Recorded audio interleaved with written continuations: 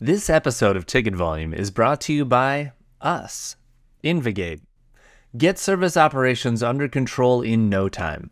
Get 1 free month of our software solution by going to try.invigate.com.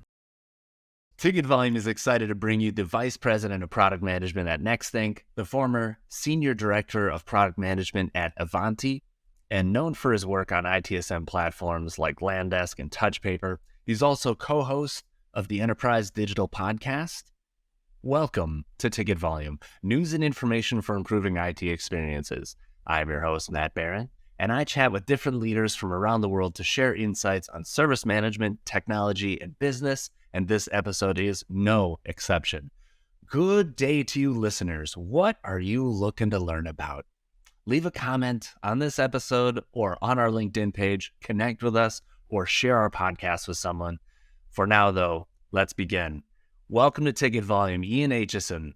Hi, Matt. Nice to be here. Nice to have you on. Thank you for taking the time to be here, because I know that you're in this different role. You've moved on from some of these ITSM vendors. You had this long career and tenure with ITSM vendors, and now you're moving to Nexthink, which is kind of related to the service management space. But let's talk about that. What is your role? What are you doing now? Yeah, well, you say moving. I moved over to Nexthink almost 2 years ago now, and VP Product Management at Nexthink. Your viewers and listeners, hi everybody, probably aware of Nexthink as the leader in Digital Employee Experience Management, or DEX.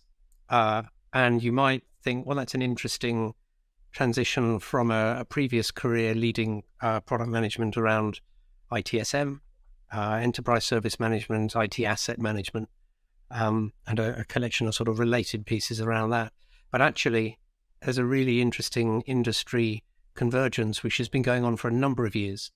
And in some ways, I see that as a journey in the same direction, where all these pieces are now much more connected than they ever were. I almost have more service management conversations now than I used to in the past, because experience has become so much more important to service management, and the DEX technologies that Nexthink is the leader in is a technology that's fundamental to ITSM success now.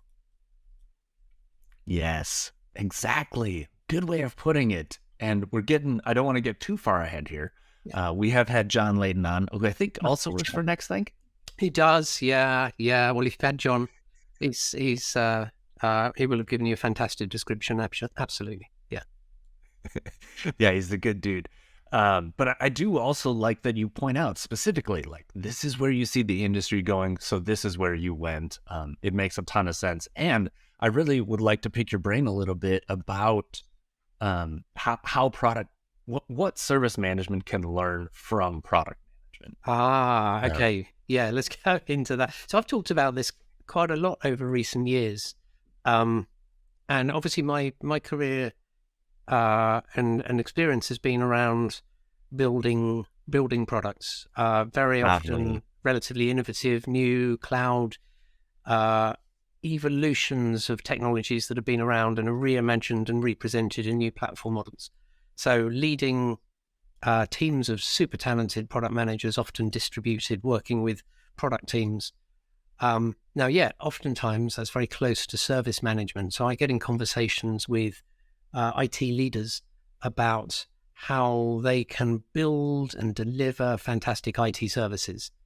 And I found over the last 4-5 years, maybe, that the concepts that we were using in software product management were concepts that were incredibly valuable and useful for people in service management, but many of them were not aware of them.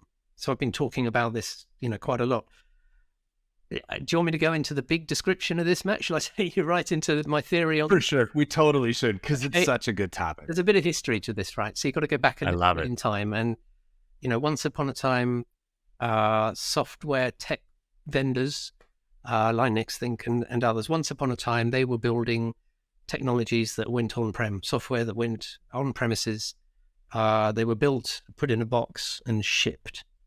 You send it out almost in the post. You go back far enough, it would be in the post. But It goes on, and the software vendor is done and finished with it, and they move on to the next bit of work. Meanwhile, at that time, service management was building services, and very often services are continually running. They're continually running. They're running, sure, in a private cloud, or they're running in a on-premises environment, but they're run as if they're a cloud, or they're even being introduced using cloud technologies going back to that evolution point in the past, right? And what you had were service management people using service management principles and practices to build services in a continually operating way. Now, time passed, technology changed, what I call modern product management came along, the concepts of product teams. Each product team is empowered, is independent, is led by a product manager and a technical lead and a designer, often called the triad or the trio at the top of a product team. And large vendors have lots of product teams all working together. They're continually in contact with their customers. They're continually monitoring the evolution of their technology and the use of their products, because their products are now all in the cloud. So what ITSM was doing, now software vendors are doing, but they're doing it differently. And I'm going to be bold here, Matt, and I'm going to say they're doing it much better. And I'm sorry, but they're doing it much better.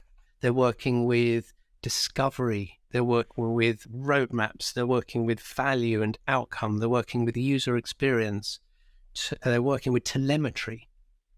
And all of the practices around how you do that, all the techniques, all the documents, all the concepts, I very often come down to things like roadmaps, how you plan roadmaps and how you deliver on roadmaps. These are 100% the things that service management professionals can be using to build their services. So once ITSM was in the lead doing all the we're continually operating these services, then everything moved to the cloud, and suddenly the vendors are building and doing this better. Now ITSM needs to learn from product and use these to be even better at ITSM.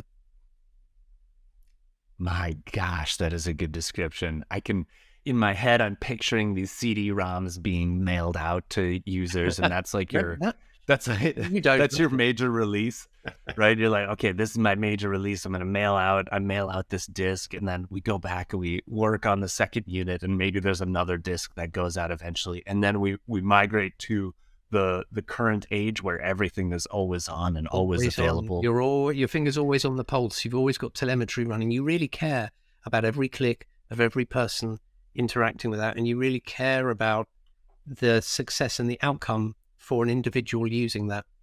And that's where we see the same with service management now. We see that same thing of the outcome really, really matters, and understanding the user journey is really important. And that's evolved even into understanding the user experience. And that's where that other path has really, really blossomed. That's such a good point. And you see now why ITIL and frameworks that are similar to that, and certainly the people in service management, borrowing from other frameworks, borrowing from other ideas, other methodologies, and how key that is. That being able to adapt to what is now needed, what are people saying now, what are consumer products doing, instead of shipping out CD-ROMs, that we need to be doing. Yeah. And the onus used to be on IT to do that stuff, but we've got all these other companies that are literally dependent on it for their lives. And so, of course, they're funneling millions of dollars into figuring out how can we do this faster? How can we do this better? How can we meet the customer expectation? ITIL, for example, ITIL 4 has some really good things in it that are, I know it's been a while since ITIL 4 came out, but the principles, the start where you are and the take small steps and focus on the outcome. These things have always been great. And that's absolutely where every software vendor is also at. The days of writing big plans of how we're going to build big products and you're not going to see anything for 2 years. I mean, those days are gone. Obviously, agile is a term we all use a lot. And of course, agile is throughout there. But there's also the importance of consistency of delivery. There's the importance of being able to have a plan and a destination and achieve that destination So I'm drifting slightly into the agile thing now, but a pure I love it. agile world where everybody is just taking small steps. They take small steps and they go around in a circle and they're back where they started. And you need direction. You need Yes. a framework around agile working that means that every step is for a reason and is taking us in the right direction. And lots of people, lots of teams, lots of product teams are taking those steps incrementally. And sometimes it's a wrong step and they adjust, and that's fine.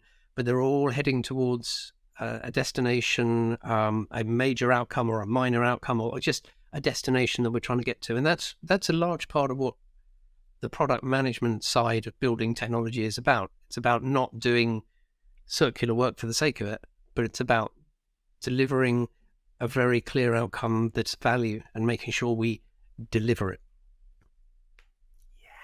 Well, hopefully this has inspired some people to read about this a little bit more and kind of explore this. I see questions about this all the time about how do we pair things like the design life cycle and agile? How do we pair service management and product management? And I think like hopefully people are starting to realize that you can't just focus in one spot and that there's tons of value in these other spaces to. And I really would, if you're a service management leader, if you're involved in designing and building and continually operating services, and by the way, all parts of the life cycle of a service, all the way through, whether it's incident management or change management or capacity, all of this is what software vendors do in product management with our products. It's what we do. It's what we do. And I'll grab it. You talk about reading. I'll show you 2 books, if I may, if you don't mind, Matt. I'm going to go. Please. Yes. I love it when people reference books. All right. And it's the fact that you're pulling it off your shelf is another vote for it. So if you're in service management, one of these has been out a while, and no guidelines around good modern product management are perfect. And this one is not perfect, but this is a good one to read. So it's called Inspired. It's by a guy called Marty Kagan from the Silicon Valley Product Group. It's well worth a read to understand modern product management. Related to that, by the way, if you're running teams of people that are working in that sort of environment, he does a great one called Empowered as well, which is really good and is about enabling and empowering in a largely agile world, but one where there is clear direction and clear focus and clear empowerment of people to achieve the right thing. So they are good reads to have. Good stuff. And Daniel Breston would throw in a little comment here. Make sure you're protecting those people if they're empowered, because they're going to fail. Yeah. So make sure you're protecting them. Yeah. And that's interesting because mistakes always happen and we have to be accepting of mistakes. And there are acceptable mistakes and there are unacceptable mistakes. If you're building software that flies a passenger plane, it's not okay to fail fast when that plane's in the air, right? It's okay to fail fast when you are designing the absolute bulletproof end result of that will never fail. So there's a big discussion there. Yeah, the impact on your reputation is a huge impact. That's a large part of why, we need continuity. That's why business continuity exists. That's why disaster recovery exists, so that we stay up and continue to operate. Yeah. Continue to delight people. And I'm sure organizations around the world, I know, see this, that's SREs, site reliability engineers. And this whole concept of cloud operations and services that stay up and reacting and responding. This is not just what's going on with Twitter and Google and Facebook. We know that. It's not just what's going on with Nexthink. It's not just what's going on with the vendors that provide these, but it's going on with organizations that are delivering IT service to their employees or customers, or whatever term you want to use. We're all doing the same thing. Yes. We're keeping it running. We're listening to the usage. We're making it better. And we've worked out some great ways to do that. We should be learning from each other the great way to do that. And that's why this podcast exists. Good segue, Ian. So let's talk a little bit about DEX, because it's a hot topic. People are throwing it around all the time. Let's just talk about it. What does DEX stand for? What does it encompass? Yeah. So first of all, DEX is a technology market sector that's recently been talked about a great deal. And so I'm going to start my conversation around that. So if you follow the wise wizards in their tall towers, Forrester and Gartner and other industry analysts that give us very wise words about things, you'll find that recently in the last 2 years, both Forrester and Gartner have been talking a lot more about a sector called DEX. What's this thing called DEX? And that DEX, Digital Employee Experience. Forrester also call it end user experience management, but the world is gravitating towards the DEX term. So you see this much more. And at the time of this sector, which has vendors in it, right? There are vendors that produce tools. The Nexthink is a great example. At the time that this was going on, there's also that big shift that I know you've seen in service management, where it's not enough to provide IT that is available 95% of the time if it's a nightmare to use it, and it's really frustrating and it's really difficult. So understanding the experience of an individual trying to do their damn job with the technology, it has been more than ITSM has been providing. ITSM was always reacting to things that were wrong, looking at them and trying to make it better in the future, so it didn't go wrong again in the future. And it paid less attention to that poor person that's on that vital sales call where that Microsoft Teams call quality dropped, and that sales call failed. And they never contacted IT about it because it's really painful. They just restarted Zoom and tried to carry on. And these are all the things why service management's recognized you've got to understand this. Now, the technology and the practices in service management don't really provide that ability to understand that. And the DEX market is this new technology alongside it, which integrates very closely with ITSM and integrates very closely with the end user management, end user computing management, UEM, unified endpoint management technologies like Microsoft Intune and Microsoft, what was SCCM, now SCEM, and Jamp and technologies like that. In between your service management tool and your UEM tool is a big space. And that space is what DEX tools provide. Now, what do you do? Why do you use the DEX tools? What do you get from it? So it gives you insight into the real individual's ability to do their job with the technology you're providing. It's a mixture of lots of data from many, many different sources. So we talk a lot about observability. DEX give you, firstly, observability. Any DEX tool will give you insight into a person, their ability to do their job, which means information from their device. That means information from the applications they're using on that device. It means information around the usage of cloud applications in their browser. It means information about virtual environments. It means information about their Zoom call I mentioned. It also means, very importantly, information about the sentiment of that individual. And now sentiment you can't catch with a once a week email survey that they'd never reply to, right? That's not going to work. Right. The sentiment and communication is a live thing that happens with DEX tools like Nexthink. You have this continual presence, which is checking everything's okay. If something goes wrong, it's checking, can it help? It's fixing things, but it's also checking, is everything all right for you today? How will you score your working life at the moment, today at 10:05 in the morning? And all of those come together, right? So observability, you get all of these coming together so you can uniquely see what we often refer to as a DEX score, right? Which is a number for you. For your day-to-day, Matt, your DEX score might be 8.7 out of 10.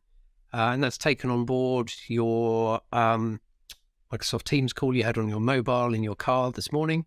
That's taken on board the fact that PowerPoint crashed twice. That's taken on board the fact that you were struggling to find the right connections and responses as you were using Salesforce. I don't know, I'm picking sort of random things. It brings all of those together. Yeah. Because the score, right? So you're seeing. The next thing that we do is we help you diagnose. That's C, observability. Now we help you diagnose. So we help you use that data to understand how to improve things. And here's the big ITSM connection. DEX tools and a DEX culture and a DEX mindset help you to stop incidents happening.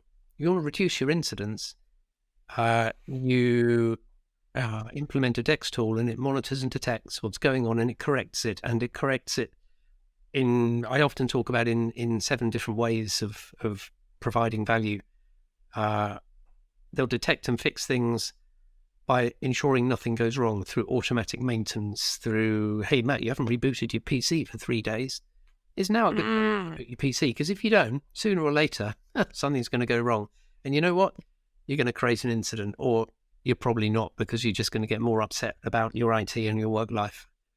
So why don't we ask you to reboot your PC? Or if something goes wrong in the background, DEX tools like Nexthink, we catch it and fix it, and you didn't even know it went wrong. You don't even know. So that incident didn't happen. That bad event that stops you being effective didn't happen. That impact on your ability to be successful in your job just did not happen. Or sometimes we do need to talk to you. Yikes, Matt, we've noticed you inadvertently have changed the version of Teams that's running. We know there's a problem with this one. You really need to change it. We'll do it for you automatically. It's now a convenient time because it's also going to need a reboot. Would you like to reboot now while we do this? And you say no 50 minutes later, please. And then we come back and it automatically does this. Where did I get to? 1, 2, 3. Then you're getting into, this becomes part of the service management workflow. So now things, and we're still at the remediation and the automation and the diagnostics as tickets come into your service desk with whichever tool of choice that may be. As tickets come into your service desk, DEX tools can be pre-diagnosing what's going on and updating that ticket, and even providing the action to fix that ticket and even resolving that ticket for you. Got it. Now, yeah, it's automation, but it's experience-centric automation. Making your resolutions lightning fast. It's eliminating the causes of incidents. And that goes all the way through to support analysts on service management tools working on an incident or a request or a change, and giving insight into the employee's DEX score and giving an ability to push fixes and actions and corrections that are often multiple steps across multiple tools, but they're all employee-centric. And that rolls all the way up into the tools themselves, where you start to get things like comparative data about how often things are happening and whether there's a trend and how you're seeing improvements over time, and recommendations on where you can apply fixes. And you're really getting into the whole proactive fix level. You might say there's an element of proactive problem management to this. It's a highly automated form of problem management, and it's very, very use case focused as well. Mindset lets you identify where is time and money being spent in my organization that I can eliminate by applying DEX technology alongside my service and my endpoint management tools. I'm going to pause for a second because I just feel like I've come out with 10,000 words. But last bit. So use cases. The difference is, right, service management is a broad, wide thing where we're responding and we're reacting and we're following flow and structure and providing improved service. And DEX is very much, it's a very targeted, eliminating the causes of time and expense and effort. Often that's IT time saved as well, dramatic evidence that come in from this. The time spent resolving that same incident that happens once for one person in a year. Well, actually, if you're 100,000 employees and each time it's taking you 45 minutes for IT to go through 3 different people and follow the 25 steps to fix this, that time is huge for the affected employees and across IT as well. Exactly. I'm going to stop for a second. It's so good. I mean, I have so many ideas, so many questions, so many observations. It's almost mind-boggling. It feels like this is how you work upstream towards the root cause of problems. Yeah. Towards the root cause of incidents. Yeah, that towards the root cause of wasted time and bad And money. experiences. And it is very targeted. It gives you that observability, so you can really, in my mind, you've got the sniper's sides. It's literally like that. It's like, here you didn't know, but here is something that is causing multiple minutes of impact across thousands upon thousands of people in your organization. And you add all those minutes up, it's insane. It's insane. You can stop this happening. None of them are reporting an incident to your service desk about it. They're just frustrated. They're clicking and, oh, it's okay. It's happened again, but it's gone away. DEX tools let you see what's going on. They let you diagnose what the solution is, and they let you fix it in the appropriate right way. Yes. Yes. And I'll tell you, I think back to, oh, please. Yes. I was just going to finish with one more thing, why this is, or evidence of why this is so hot at the moment. I think it was a recent Gartner report that came out that said a couple of years ago, about 5% of organizations had a DEX team, right? A DEX team and DEX tooling in their IT organization. They're forecasting by 2025. So what's that? 2 years? 50% of all organizations will have a DEX team, DEX technologies. Now, with my background, I can tell you all of those, if they're any good, will be very tightly integrated with ITSM, because the two are really, really powerful and complementary. So that's a really important thing to keep an eye on. But this is growing because it's really, really effective and really impactful. Bingo. That's the value right there, because you and I have seen it. We have seen the impact of doing this manually and now doing it how we're doing it. The 10,000 words you just said. Sorry. And it's programmatically fixing so many of the last mile problems that service management couldn't. And I'll never forget the first time someone said, "You are lucky if a user reports an incident." It blew my mind. Yeah.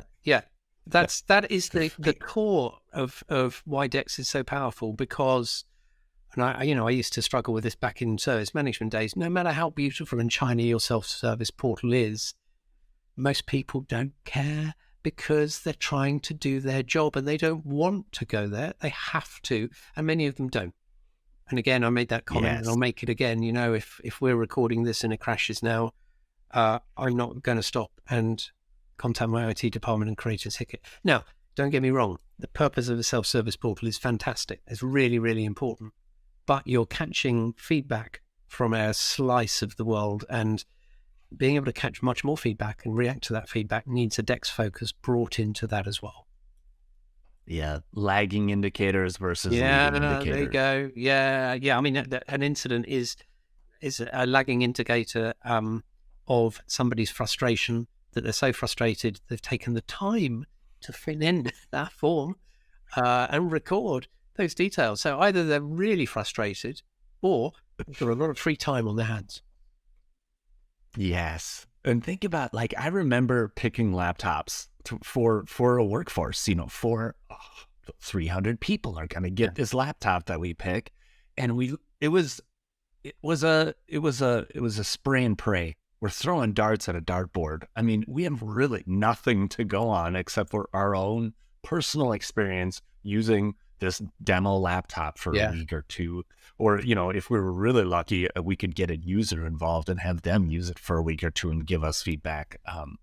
This really gives you the ability to study what is working and what isn't, make changes to your services and portfolio to adapt to what people are seeing and experiencing. And you'll make improvement, make changes to your services and your portfolios. I think that's a really important point, because this is so complementary. It's not contradictory, right? This is feeding into the best of service management. This is feeding into making your service desk better, and it's feeding into your service improvement and your digital transformation. It makes it better. So yeah, I mean, that's a really important point. I want to talk a little bit about it, and I'm going to put you on the spot here because we didn't talk about this beforehand, but I really want to know some of the details. Yeah. Whew. No, what I want to know is how much of the setup, the onset, the design of Nexthink is is the onus on IT? How much of it is done by you, and how much do we have to like watch this stuff and configure it and set it up? The DEX technologies are a lot less a blank sheet of paper than some of the more high-end enterprise traditional ITSM tools have been. So ITSM, and I know you have a high ITSM viewing audience, is started with some technologies where it's pretty complex, and you've got to design really heavy workflows and form designs and business rules and logic and layouts and so on. And traditionally, there was an expectation. There's a lot of work involved in doing that. Yeah. DEX technology is not like that. It comes, very ready to go. And certainly with Nexthink, I can comment that what we also provide is a very substantial library full of pre-built, we call them content packs, but pre-builds or library packs, pre-built. You remember I talked about the sniper's view, finding the target. So whether you're looking at issues with response time on Microsoft Teams calls, or whether you're looking at green IT usage and whether people are overusing the IT on their using too much energy, running their devices for too long or in bad ways, or whether you're looking for devices that or people that are expressing frustration about the speed of their in-house application that they're using, and how to respond to that. We build these packs and we deliver them so our customers can just go, click, click, click, and all of the pieces come in. So you pick and choose. So where are my targets? I want to monitor this. I want to monitor this. I want to monitor this. I want to plug that into my CMDB. I want to bring that over to my ticket form, and so you're choosing. So there's a lot less of that, if you like, old school style ITSM design. Now, I know more modern ITSM tools oftentimes are much simpler on the on-ramp than they used to be. And so that difference maybe they're a little bit closer. Maybe they're a little bit closer. But yeah, I definitely see that in the mid-market ITSM tools anyway. There's a lot less configuration, a lot less thinking and setup that you have to do. But that's kind of what I was trying to get at. It's like, can I just say, hey, my company uses Office, Zoom, and Google Chrome. Now, give me those packs, tell me what I'm needing to fix, and off I go. Yeah, you can. I think one thing also we find is there's a certain level of, I guess you might describe it loosely as maturity around the concept of DEX, and organizations that are maturing in their understanding of what this can do tend to invest some time making sure that the measures and the metrics and the things they're assessing are very specific to their organization. What we tend to find, you can pick and choose these, but there's always a little bit of, we're going to do some more. We're focusing here in our organization. We're different. We got these. So I think, realistically, there's continual adjusting of the targeting and the next steps that have come from that. So, you're continually tuning the engine. Yeah, I think that's to be expected. Just curious how everyone gets started. And, I would really love to play with it. Actually, just to see, what are my kids going to complain about on their devices? What are my teams going to be complaining about? There's a couple tools I want to target, like, okay, HubSpot. One of the great things, it's not in case people think it's tracking technology, you only monitor usage of the selected business applications, but you can monitor right into where people click and where the delays are and so on.